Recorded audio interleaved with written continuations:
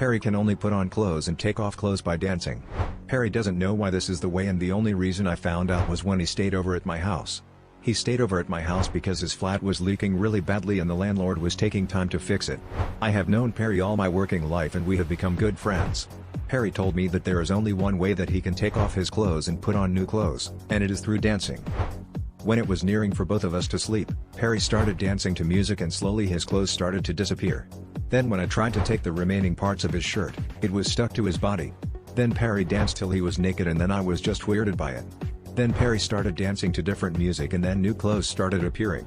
It didn't make sense, but clothes started appearing on his body. When I tried putting clothes on him, the clothing would be repelled. So Perry danced and he danced the nakedness away and he had new clothes on his body now. I would be wakened to music because Perry would be dancing to make himself naked again. Then he would dance again to new music and new clothes would appear on his body. It was bizarre, but it was Perry's life.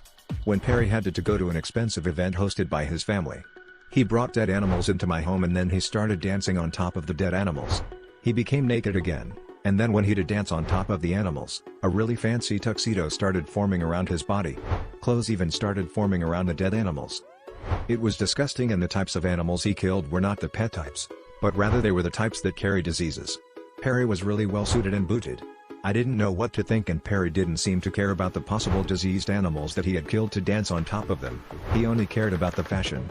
Then he got invited to another event and it was a costume event. Perry had to dance on dead things again to give himself a great costume. The dead things he had to dance on top of had to be human. He was then staring at me. I don't want Perry in my house anymore.